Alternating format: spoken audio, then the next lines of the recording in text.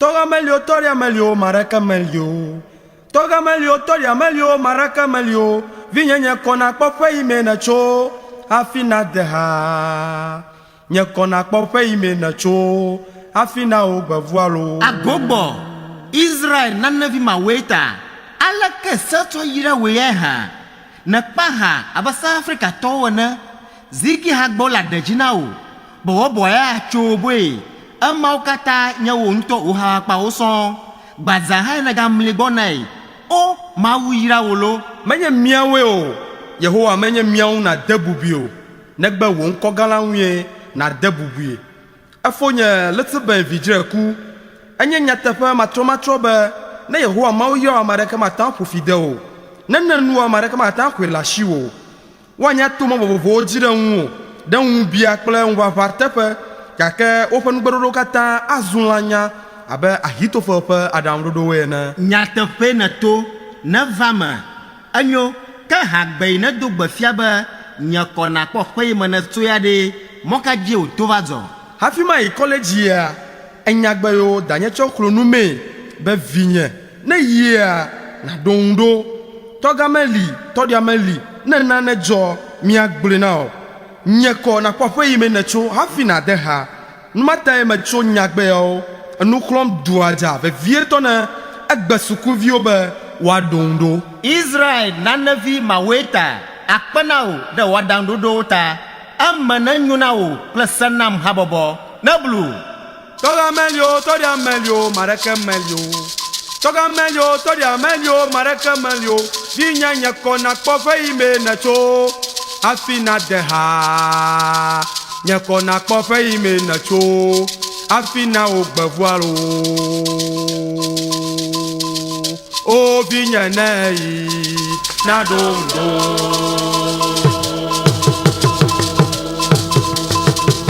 o vinya nei de na dondo kyoji amama umeja bide tumo vinya nei na dondo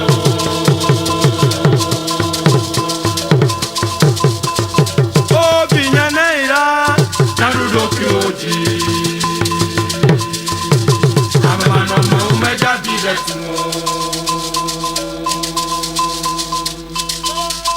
toga melio maraka melio toga melio maraka melio vinya nyakona kofe ile to afina deha nyakona kofe ile to afina obevalo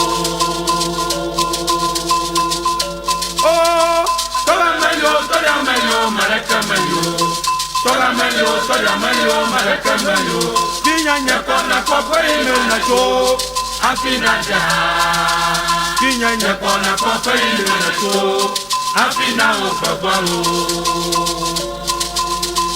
toga melio mareke melio toga melio mareke melio vinya nyakona kofe ile na to afina deha vinya nyakona kofe ile na to afina obevalo o vinya nei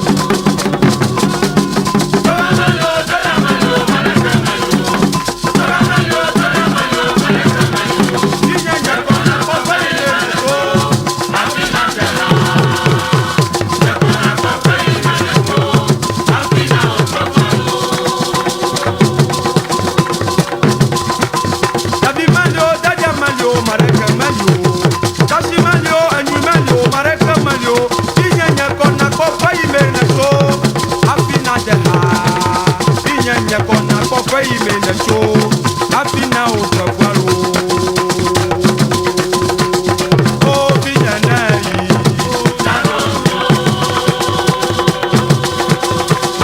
O bi nyana yi de.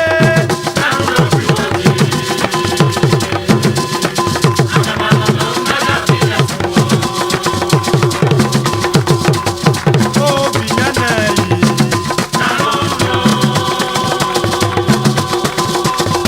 O ya o na yi la.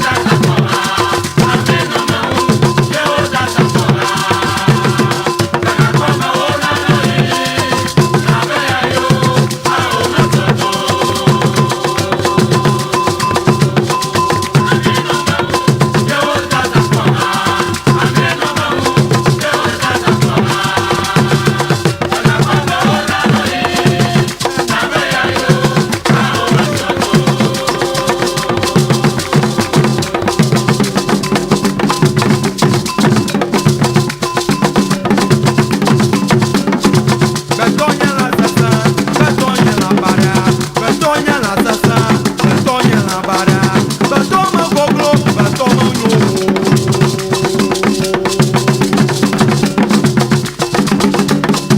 Betonya la sasa.